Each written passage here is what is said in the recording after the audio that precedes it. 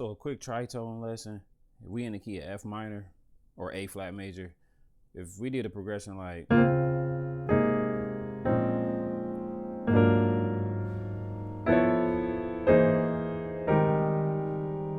so those are your tritones. The idea of this particular tritone is getting to a minor chord. So what I usually do, I will go down a half step from the note my destination note, which is F, because of the F minor, and that's where I form my tritone at. And then over, just one way I learned to remember it, if I'm going to F minor, I just go to the relative major in my right hand and play that major chord over this tritone. And it perfectly resolves to F minor. But that did sound a little different because I usually don't play the 6 like that, or the minor chord. We usually do like a minor 9, just to, if you coming from this to this, it's kind of like you out there, then you come all the way back in, and it doesn't really resolve good. But if you do this, so you add, and so it's really like a F minor 9 or F minor 11, because you got this B flat in there too. So like the progression will be the C sharp major 7. You could do like a C minor 7, or it really don't matter. You could do a 1/3, but for that could be a minor, 2 minor chord, 2 minor 9. And then over this 1, you could do a 13. You can do 1, what is that, dominant 13 with a sharp 11. So that chord is nice.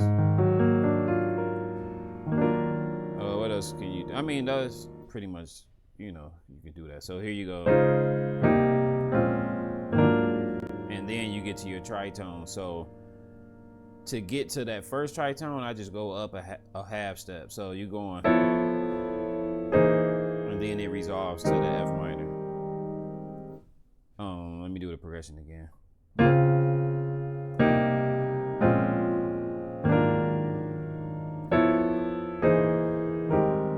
And then the speed of your tritone, you can play around with it.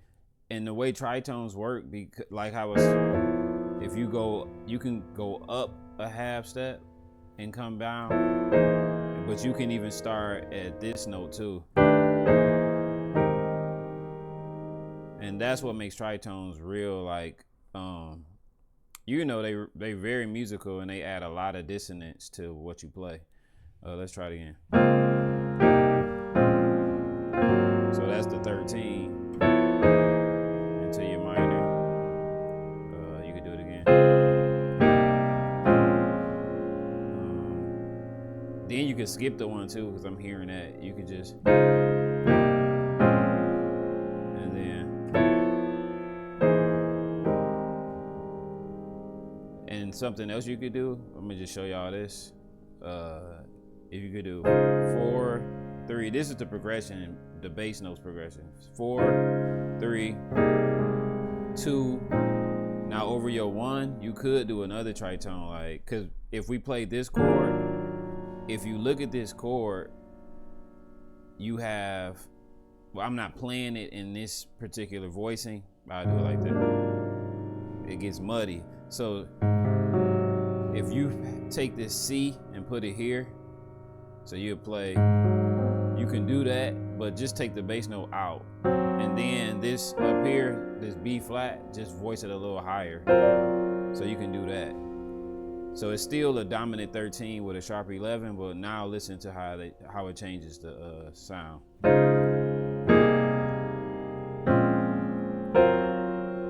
And then, so all those tritones just chromatically down, and then back to that. So let's do that one more time.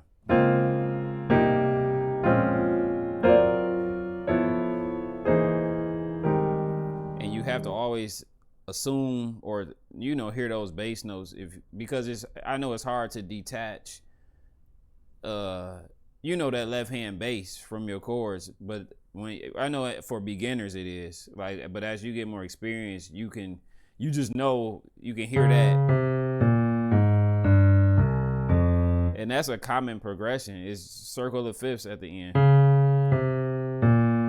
and then a 2-5-1 to F, but really we doing a 7-3-6 in the key of A flat, which the quality changes between it's a 2-5-1 movement, but the 7-3-6 and the 2-5-1, the chord quality of those chords are different. So that's why I try to, just explain each 2-5-1 movement the way it really will be played. Because like if I did a 3-6-2, it's the same type of pass, but the chord quality for these are different, because you have a minor, a minor, minor. So all minor chords, but when you go in 7-3-6, the way we're doing it in this, so that's same thing as this chord right here. But it's just, so we got a G dominant 13 with a sharp 11. So you got your G, you got the 7, your third, 13, 9, sharp 11. And we just not playing the bass. So when you get to that chord, it's rootless, and then this takes you down. That's a C augmented 7 with a sharp 9.